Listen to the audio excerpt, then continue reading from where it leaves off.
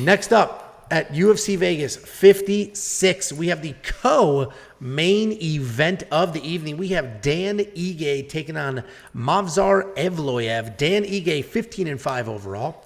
Movsar Evloev, what the hell is he? 15-0.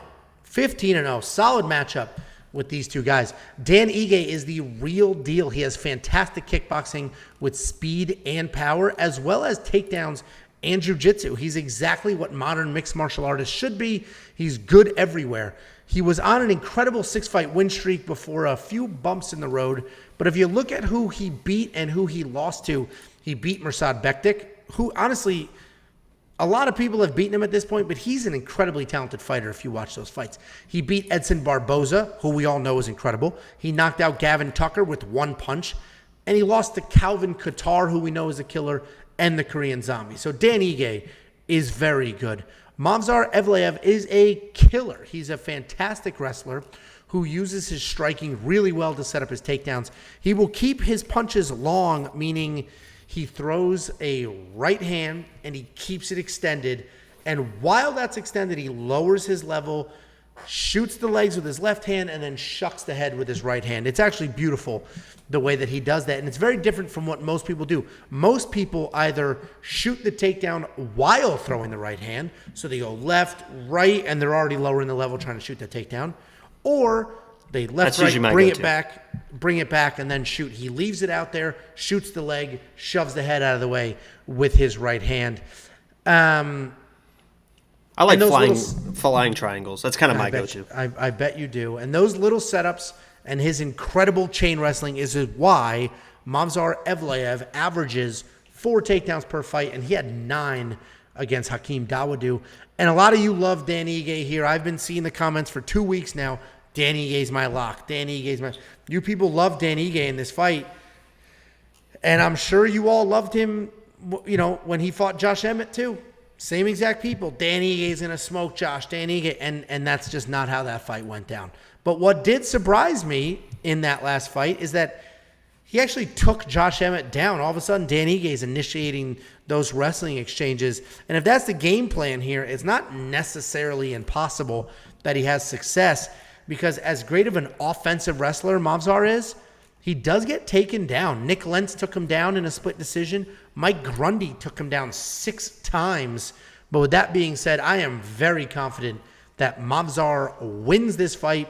And I do think he wins his 6th UFC decision. So I bet Movsar Evloev wins by decision at -155. I already threw a full unit on that because that's the only way this guy's winning fights, and I'm positive he's going to win this fight. So easy bet for me. I did it at Bet Online. If you want to check that out, weonpicks.com/bets. You sign up with any of our partners, I give you $50. Jakey boy, what do you think of Movsar's wrestling, and why is he going to take down Danny? Well, I think that when people sign up, it's free money. That's $50 free. I don't understand why anyone would not sign up. It's literally free. Man, look at you. So, I literally paid Jacob on Saturday or Sunday. When did I pay you? Monday?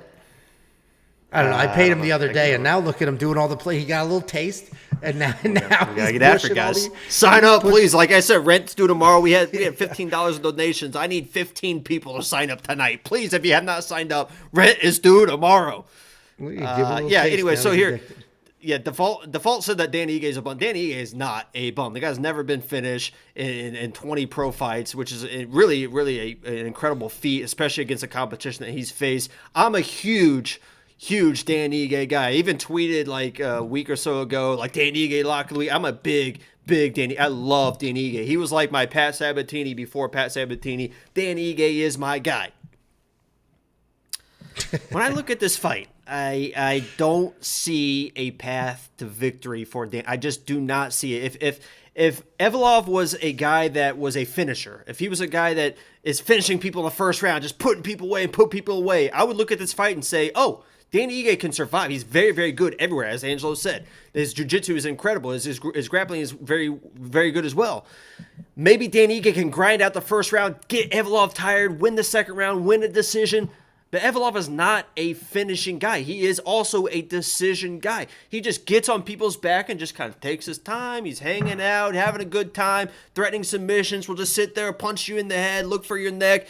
If he was a finishing guy, I could see Dan Ige as being that guy that could turn that tide, get him tired, win a second round, squeak out the third round for a weird decision win. Unfortunately, Evloev is so good, man. He is he is one of those real deal guys. I cannot believe that he does not have more finishes because he's so dominant in the way that he wrestles. Maybe Dan Ige ends up on top, throws a weird elbow, gets him hurt, and all of a sudden the tides are changing. I'm going to be rooting for Dan Ige. I love Dan Ige. He's very, very good everywhere. I don't know if he's going to get finished. He's probably not going to get finished. Evloev's not a finisher. Dan Ige's never been finished. Blah, blah, blah. I got to go Evloev in this matchup, unfortunately. If Dan Ige wins, great. Nothing against Evloev, but I just don't see where people are saying, oh, Dan Ige, how does he win? Angelo, how does he win? I don't know. Maybe a weird submission, but Evloev is just too good, too controlling. He knows what he's doing. No, Evloev is great. I'm so glad that this is the fight because Evloev was supposed to fight Ilia Topuria like a couple months ago, and that fell apart. You want to talk about a bum. Ilia Topuria, Mr. Hand Sanitizer. That dude is clueless. Early stoppage versus Ryan Hall, was about to get heel hooked. Unbelievable.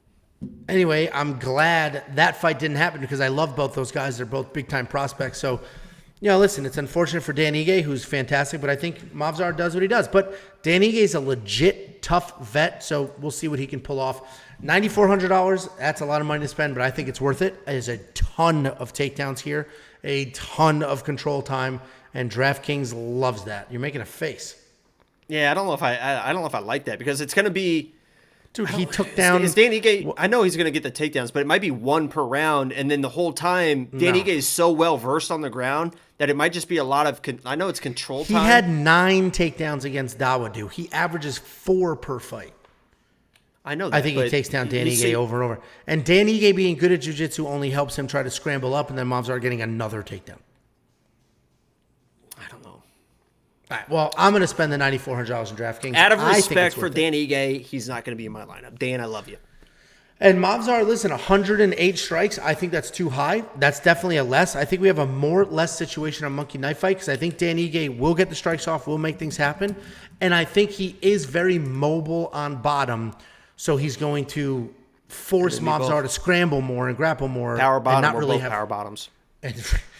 And not really have the freedom to bomb away. So I like the less more on Monkey Knife Fight, so I have no problem splitting it. What do you think? You agree? Okay. Go. Okay. All right. He's brazy. It's late. It's past my bedtime.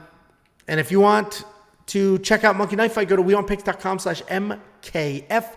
They will instantly match your deposit. I like the less more here if you want to go ahead and play that.